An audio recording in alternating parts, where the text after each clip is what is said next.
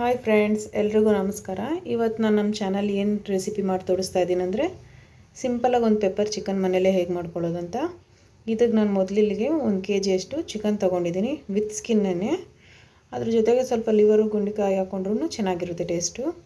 ಮತ್ತು ಮಸಾಲೆಗೆ 12 ಹಸಿರು ಮೆಣಸಿನ್ಕಾಯಿ, 1 ಟೇಬಲ್ ಸ್ಪೂನಷ್ಟು ಕಾಳು ಮೆಣಸು, 1 ಇಂಚಷ್ಟು ಚಕ್ಕೆ, 8 ಲವಂಗ, 1 ಇಂಚಷ್ಟು ಶುಂಠಿ, 10 ರಿಂದ 12 ಎಸಳಷ್ಟು ಬೆಳ್ಳುಳ್ಳಿ, ಕರಿಬೇವು. ಇದಕ್ಕೆ ಮೇನ್ ಬೇಕಾಗಿರೋ ಐಟಮೇ ಕರಿಬೇವು. 1 ಹಿಡಿಯಷ್ಟು ಕರಿಬೇವು ತೊಗೊಂಡಿದ್ದೀನಿ.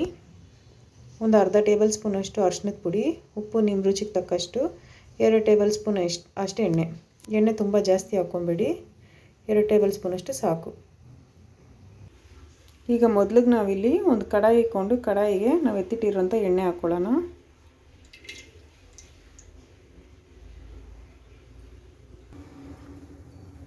ಎಣ್ಣೆ ಸ್ವಲ್ಪ ಬಿಸಿ ಆದಮೇಲೆ ನಾವು ಎತ್ತಿಟ್ಟಿರೋಂಥ ಕರಿಬೇವು ಹಾಕ್ಕೊಳ್ಳೋಣ.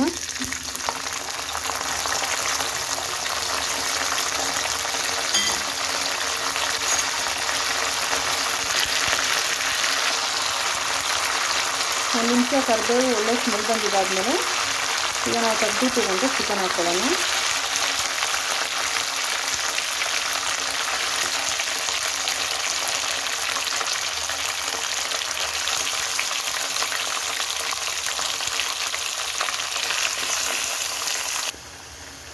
ಚಿಕನ್ ಹಾಕ್ಕೊಂಡು ಒಂದು ಸ್ವಲ್ಪ ಚೆನ್ನಾಗಿ ಮಿಕ್ಸ್ ಮಾಡ್ಕೊಳ್ಳಿ.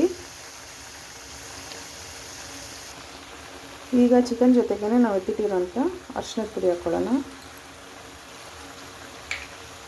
ಅರಿಶಿನದ ಪುಡಿ ಹಾಕ್ಕೊಂಡು ಮಿಕ್ಸ್ ಮಾಡ್ಕೊಳ್ಳಿ. ಅರಿಶಿನದ ಪುಡಿ ಹಾಕಿ ಮಿಕ್ಸ್ ಮಾಡಿದ್ಮೇಲೆ ನಿಮ್ಮ ರುಚಿಗೆ ತಕ್ಕಷ್ಟು ನೀವು ಹಾಕ್ಕೊಳ್ಳಿ. ನಾನಿಲ್ಲಿ ಕಲ್ಲುಪ್ಪು ಹಾಕ್ತಾಯಿದ್ದೀನಿ. ಕಲ್ಲುಪ್ಪು ಹಾಕ್ಕೊಂಡು ಚೆನ್ನಾಗಿ ಮಿಕ್ಸ್ ಮಾಡ್ಕೊಳ್ಳಿ. ಈಗ ಉಪ್ಪಾಕಿ ಚೆನ್ನಾಗಿ ಮಿಕ್ಸ್ ಮಾಡಿದ್ದಾದಮೇಲೆ ಒಂದು ತಟ್ಟೆ ಮುಚ್ಚಿಕ್ಬಿಡಿ.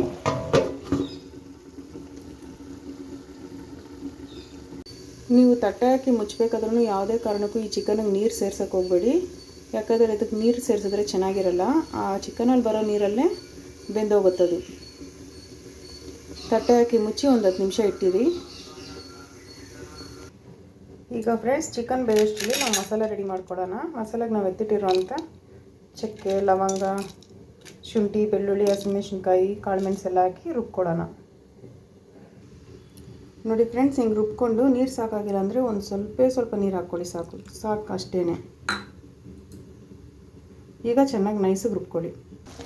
ನೋಡಿ ಫ್ರೆಂಡ್ಸ್, ಒಂದು 10 ನಿಮಿಷ ಆಗಿದೆ. ಈಗ ಪ್ಲೇಟ್ ಓಪನ್ ಮಾಡಿ ನೋಡಿದ್ರೆ ಚಿಕನಲ್ಲೇ ಎಷ್ಟೊಂದು ನೀರು ಬಂದಿದೆ ನೋಡಿ. ಅದರಲ್ಲಿ ಬರೋ ನೀರಲ್ಲೇ ಬೆಂದಿರುತ್ತೆ ಚಿಕನ್ ಆರಾಮಾಗಿ. ಈಗ ಇದನ್ನ ಇನ್ನೊಂದು ಸ್ವಲ್ಪ ಹೊತ್ತು ಬೇಯಲಿಕ್ಕೆ ಬಿಡೋಣ. ನಾವು ಪ್ಲೇಟ್ನ ಮತ್ತೆ ಮುಚ್ಚಿಕ್ಬಿಡಿ. ನೋಡಿ, ಮಸಾಲ ನಾನು ರುಬ್ಬಿ ಇಟ್ಕೊಂಡಿದ್ದೀನಿ ನಾನು. ಈಗ ನೋಡಿ ಫ್ರೆಂಡ್ಸ್, ಚಿಕನ್ ಚೆನ್ನಾಗಿ ಬೆಂದಿದೆ. ಅದರಲ್ಲಿರೋ ನೀರೆಲ್ಲ ಹಿಂಗಿಬಿಟ್ಟಿದೆ. ಹಿಂಗೆ ಚೆನ್ನಾಗಿ ನೋಡಿ, ಒಳಗಡೆ ನೋಡಿ ಆಯಿಲ್ ಕಾಣಿಸ್ತಿದೆ, ಆಯಿಲ್ ಬಿಟ್ಟಿದೆ ನೋಡಿ. ಹಿಂಗೆ ಎಣ್ಣೆ ಬಿಟ್ಟಿದ್ದಾದಮೇಲೆ ನಾವು ರುಬ್ಬಿಕ್ಕಿರೋಂಥ ಮಸಾಲ ಅದಕ್ಕೆ ಹಾಕ್ಕೊಳ್ಳೋಣ. ಮಸಾಲೆ ಹಾಕ್ಕೊಂಡು ಚೆನ್ನಾಗಿ ಮಿಕ್ಸ್ ಮಾಡ್ಕೊಳ್ಳಿ ಒಂದು ಸ್ವಲ್ಪ. ನೋಡಿ ಫ್ರೆಂಡ್ಸ್, ಮಸಾಲೆ ಹಾಕ್ಕೊಂಡು ಚೆನ್ನಾಗಿ ಹಿಂಗೆ ಮಿಕ್ಸ್ ಮಾಡಿಕೊಂಡು ಈಗ ತಟ್ಟೆಯನ್ನು ಮುಚ್ಚಕ್ಕೆ ಹೋಗಬೇಡಿ. ಹಾಗೆ ಫ್ಲೇಮ್ ಹೈಯಲ್ಲಿಟ್ಟು ಒಂದು 5 ನಿಮಿಷ ಅಲ್ಲೇ ಇದ್ದು ಮಿಕ್ಸ್ ಮಾಡ್ತಾಯಿರಿ. ಒಂದು 5 ನಿಮಿಷ ಇದ್ದರೆ ಸಾಕು ಹೈಯಲ್ಲಿ.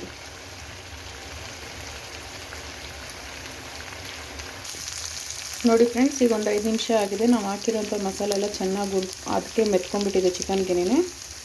ಈಗ ಗ್ಯಾಸ್ ಸ್ಟವ್ ಆಫ್ ಮಾಡ್ಕೊಂಡ್ಬಿಡೋಣ.